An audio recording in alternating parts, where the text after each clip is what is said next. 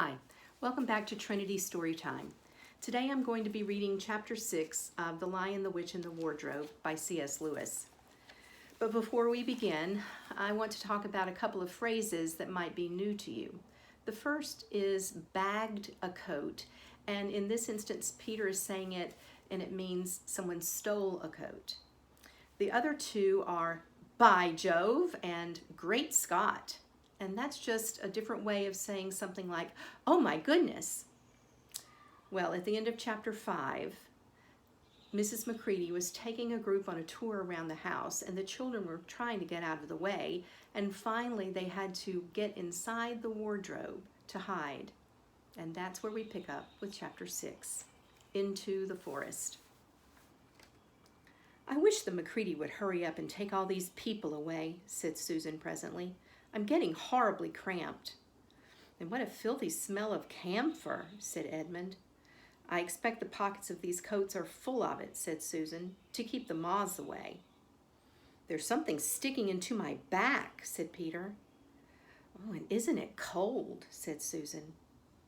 Now that you mention it, it is cold, said Peter. And hang it all, it's wet, too. What's the matter with this place? I'm sitting on something wet. It's getting wetter every minute. He struggled to his feet. Let's get out, said Edmund. They've gone. Oh, said Susan suddenly, and everyone asked her what was the matter. I'm sitting against a tree, said Susan, and look, it's getting lighter over there. By Jove, you're right, said Peter. And look there, and there.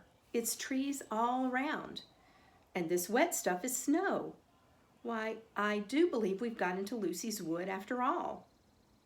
And now there was no mistaking it, and all four children stood blinking in the daylight of a winter day. Behind them were coats hanging on pegs. In front of them were snow-covered trees. Peter turned at once to Lucy. I apologize for not believing you, he said. I'm sorry. Will you shake hands? Of course, said Lucy, and did. And now, said Susan, what do we do next? Do, said Peter. Why, go and explore the wood, of course. Said Susan, stamping her feet. It's pretty cold. What about putting on some of these coats? They're not ours, said Peter doubtfully. I'm sure nobody would mind, said Susan. It isn't as if we wanted to take them out of the house. We shan't even take them out of the wardrobe. I never thought of that, Sue, said Peter. Of course, now you put it that way, I see. No one could say you had bagged a coat as long as you leave it in the wardrobe where you found it. And I suppose this whole country is in the wardrobe. They immediately carried out Susan's very sensible plan. The coats were rather too big for them, so that they came down to their heels and looked more like royal robes than coats when they had put them on. But they all felt a good deal warmer, and each thought the other looked better in their new get-up and more suitable to the landscape. We can pretend we're Arctic explorers, said Lucy. This is going to be exciting enough without any pretending, said Peter, as he began leading the way through the forest. There were heavy, darkish clouds overhead, and it looked as if there might be more snow before night.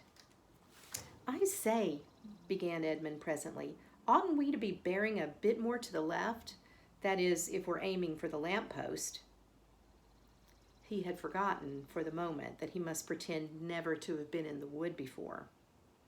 The moment the words were out of his mouth, he realized that he had given himself away.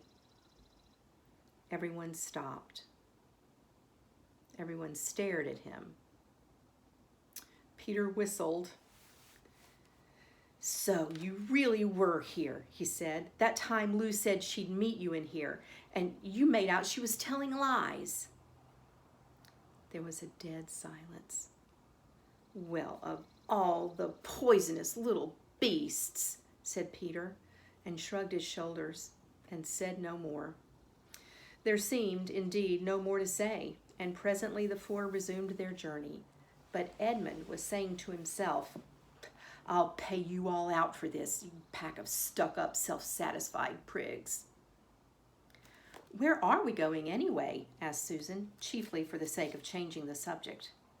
I think Lou ought to be the leader, said Peter. Goodness knows she deserves it.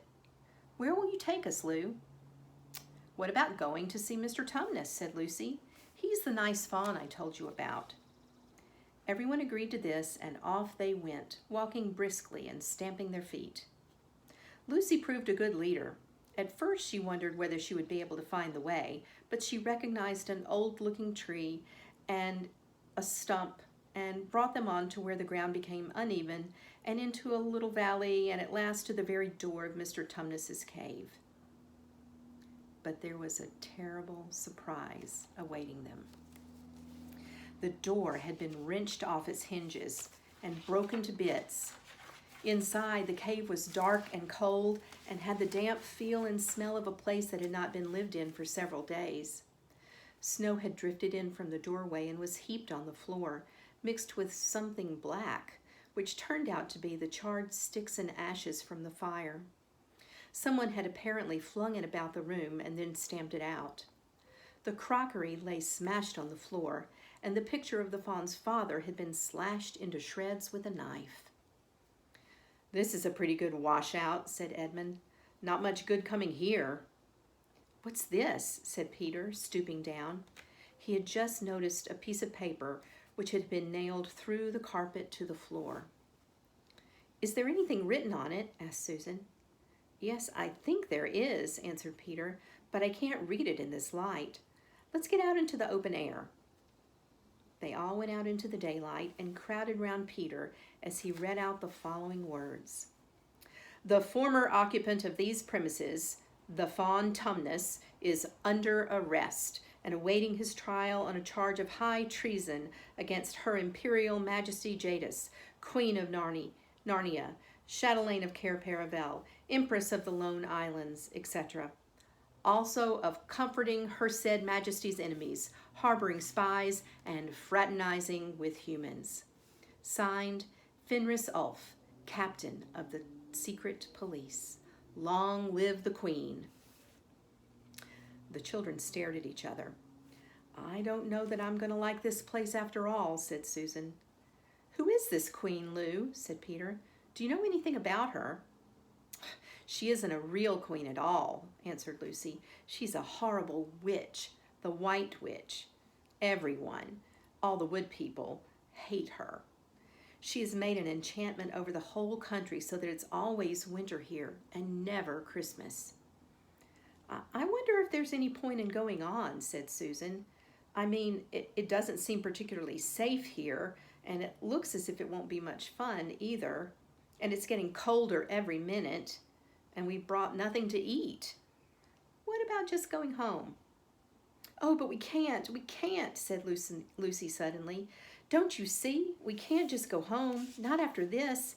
It is all on my account that the poor fawn has got into trouble. He hid me from the witch and showed me the way back. That's what it means by comforting the Queen's enemies and fraternizing with humans. We simply must try to rescue him.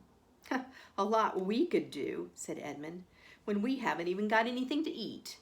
Shut up, you, said Peter, who was still very angry with Edmund. What do you think, Susan? I've a horrid feeling that Lou is right, said Susan. I don't want to go a step further, and I wish we had never come, but I think we must try to do something for Mr. whatever his name is. I mean the fawn. That's what I feel too, said Peter.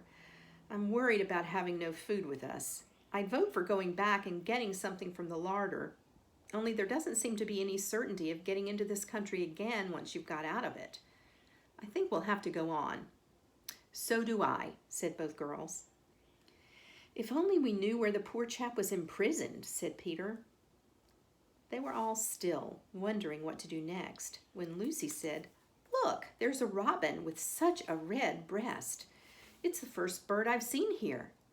I say, I wonder, can birds talk in Narnia? It almost looks as if it wanted to say something to us. Then she turned to the robin and said, Please, can you tell us where Tumnus the fawn has been taken to? And as she said this, she took a step toward the bird. It at once hopped away, but only as far as the next tree. There it perched and looked at them very hard, as if it understood all they had been saying. Almost without noticing that they had done so, the 4 children went a step or 2 nearer. At this, the robin flew away again to the next tree and once more looked at them very hard. You couldn't have found a robin with a redder chest or a brighter eye. "Do you know," said Lucy, "I really believe he means us to follow him." "I've an idea he does," said Susan. "What do you think, Peter?" "Well, might as well give it a try," answered Peter. The robin appeared to understand the matter thoroughly. It kept going from tree to tree, always a few yards ahead of them, but always so near that they could easily follow it. In this way it led them on slightly downhill. Wherever the robin alighted, a little shower of snow would fall off the branch. Presently the clouds parted overhead and the winter sun came out, and the snow all around them grew dazzlingly bright. They had been traveling in this way for about half an hour, with the 2 girls in front, when Edmund said to Peter, "If you're not still too high and mighty to talk to me, I've something to say which you'd better listen to." "What is it?" asked Peter. "Hush, not so loud," said Edmund. "There's no good frightening the girls. But have you realized what we're doing?" "What?" said Peter, lowering his voice to a whisper. "We're following a guide we know nothing about. How do we know which side this bird is on? Why shouldn't it be leading us into a trap?" "That's a nasty idea. Still, a robin, you know. They're good birds in all the stories I've ever read. I'm sure a robin wouldn't be on the wrong side." "If it comes to that, which is the right side? How do we know that the fawns are in the right side and the queen, yes, I know we've been told she was a witch, is in the wrong? We don't really know anything about either." "The fawn saved Lucy." "He said he did, but how do we know? And there's another thing too. Has anyone the least idea of the way home from here?" "Great Scott!" said Peter. "I hadn't thought of that." "And no chance of dinner either," said Edmund. And that's the end of chapter 6.